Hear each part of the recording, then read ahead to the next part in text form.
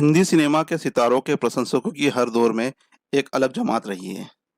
लेकिन मिथुन चक्रवर्ती के प्रशंसकों की जमात का कोई तोड़ नहीं है। नाम के साथ मिथुन लिखना, उनके जैसी हेयर स्टाइल बनाना, उनके जैसे ही शर्ट सिलवाना, मोहल्ले का हर व्यक्ति उन दिनों राजेश खन्ना के फैन से सीधे मिथुन पर आकर टिका होता था। बीच में अमिताभ बच्चन का ही हेयर स्टाइल का भी जमाना आया, और वो जमाना भी आया जब उनकी और उनके हेयर ड्रेसर की फोटो देश के हर सैलून पर लगाना कंपलसरी सा लगता था। मृगया के बाद सुरक्षा, वारदात, हम पांच, डिस्को डांसर और प्यार झुकता नहीं तक मिथुन दा ने अपने एक अलग आभा मंडन बना लिया था। मिथुन दा का फिर वो दौर भी आया जब वो सिर्फ शर्ट बदलकर एक ही लोकेशन पर तीन तीन फिल्में एक साथ शूट कर दिया करते थे।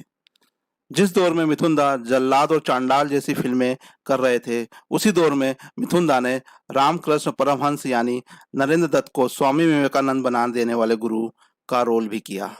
फिल्म का नाम था स्वामी विवेकानंद। फिल्म स्वामी विवेकानंद से मिथुन चक्रवर्ती ने अपने एक्टिंग कैरियर का तीसरा नेशनल फिल्म अवार्ड जीता था।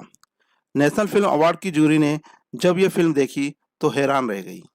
किसी को समझ ही नहीं आया कि ये वही मिथुन चक्रवर्ती है जो शर्ट बदलकर एक लोकेशन पर तीन तीन फिल्म शूट कर देते हैं।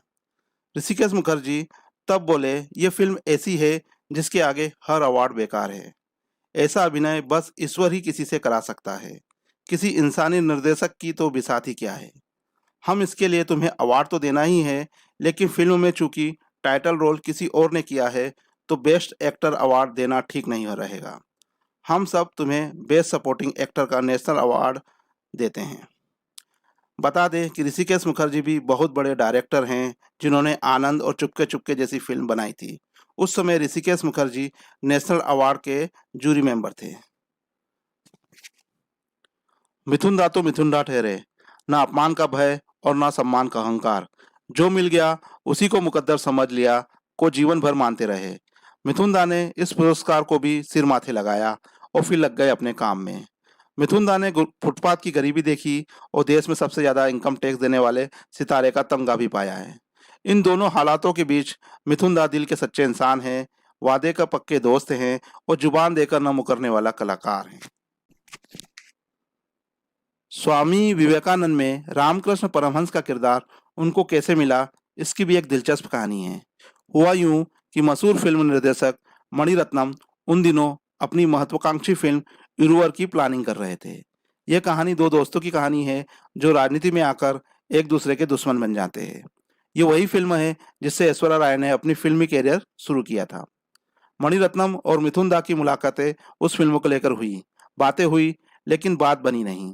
फिल्म स्वामी विवेकानंद के निर्देशक जीवी अय्यर और मणिरत्नम पुराने दोस्त हैं। अय्यर ने जब अपनी फिल्म में रामकृष्ण परमहंस के रोल के लिए कोई नाम सुझाने को कहा तो मणिरत्नम ने छूटते ही मिथुन दा का नाम ले लिया। मिथुन चक्रवर्ती तक निर्देशक जीवी अय्यर का पैगाम पहुंचा तो उन्होंने मना कर दिया। मिथुन दा बोले, ये एक भगवान का किरदार है और मैं ठहरा साधारण मनुष्य, सिगरेट पीने वाला, शराब का भी सेवन कर लेने वाला, मैं भला कैसे ये किरदार कर सकता हूँ। तमाम मान मनोवल हुई लेकिन मिथुन दा नहीं माने। फिर ईश्वर का चमत्कार जैसा ही कुछ हुआ। अय्यर ने मिथुन दा से कहा कि ठीक है, तुम रोल मत करना, लेकिन एक बार लुक टेस्ट करने में क्या जाता है। कम से कम हमें तसल्ली हो जाएगी कि हमारा चयन सही था या गलत। मिथुन दा कभी अपने निर्देशक का दिल नहीं दुखाते। अय्यर का भी कहना उन्होंने मान लिया।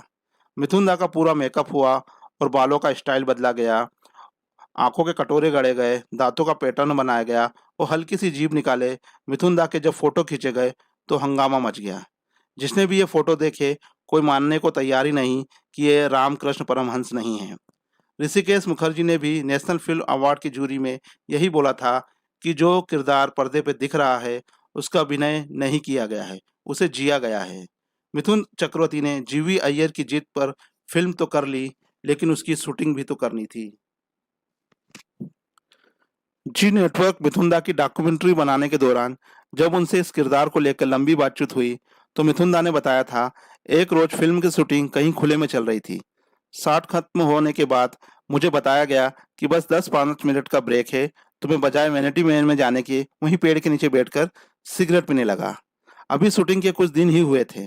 मैंने देखा कि कुछ महिलाएं कनखियों से मुझे घर घूर रही हैं। मुझे कुछ अजीब सा लगा। तो मैंने उन्हें अपने पास बुलाया। उनमें से एक ने कहा कि आपने जो रूप धरा है वो हमारे भगवान का है और भगवान के हाथ में सिगरेट शोभा नहीं देती है। मिथुन दा ने यह सुना तो उनके तो होश उड़ गए। उन्होंने वहीं सिगरेट फेंकी, डिब्बे भी तोड़ मरोड़ कर किनारे डाल दिए और प्रण किया कि अब पूरी फिल्म की शूटिंग होने तक सिगरेट नहीं पीनी है और ना ही पी। उस समय बेंगलोर में स्वामी विवेकानंद के एक स्पेशल शो पर कन्नड़ सिनेमा के सुपरस्टार डॉक्टर राजकुमार को भी आमंत्रित किया गया था। वो आए तो मिथुन दा ऑडिटोरियम के बाहर अपने निर्माता निर्देशक के साथ दरवाजे पर ही खड़े थे। मिथुन दा को देखते ही डॉक्टर राजकुमार उनके सामने साष्टांग दंडवत करके लेट गए। इतनी चर्चा सुन ली थी उन्होंने मिथुन दा के इस अभिनय की। फिल्म स्वामी विवेकानंद हिंदी सिनेमा में अपने कालखंड की एक अद्भुत फिल्म है। इसे देखना एक अलग और अलौकिक अनुभव है।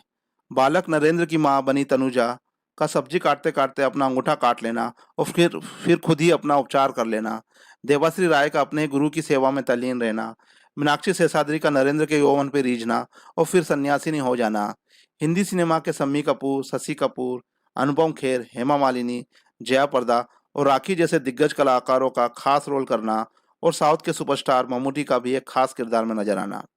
हिंदी सिनेमा के लिए ये एक ऐसा उत्सव पल था जिसे यह देश कायदे से मना ही नहीं पाया।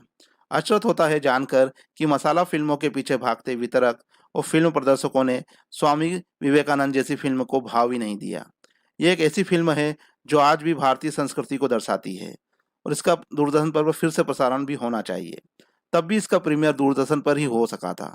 फिल्म 1994 में बनकर तैयार हो गई और 4 साल तक रिलीज की राह तकती रही। 15 अगस्त 1998 को इस फिल्म का दूरदर्शन पर प्रीमियर हुआ था। मैंने स्वामी विवेकानंद फिल्म देखी है और मैं दावे के साथ कहता हूँ कि इस फिल्म में मिथुन दा ने जो अभिनय किया है वैसा अभिनय और किसी दूसरे हीरो के बस की बात नहीं है। व्यूवर्स, मैं आप लोगों से भी रिक्वेस्ट करता हूँ कि यदि आप लोगों ने ये फिल्म नहीं देखी है तो प्लीज़ आप लोग ये फिल्म देखिए। आप भी मिथुन दा पर प्राउड करेंगे। आज के लिए बस इतना ही। आपको हमारा ये वीडियो कैसा लगा please comment, like and share this video. फिर हम मिलेंगे एक नई इंटरेस्टिंग स्टोरी के साथ। जब तक के लिए goodbye and thanks for watching.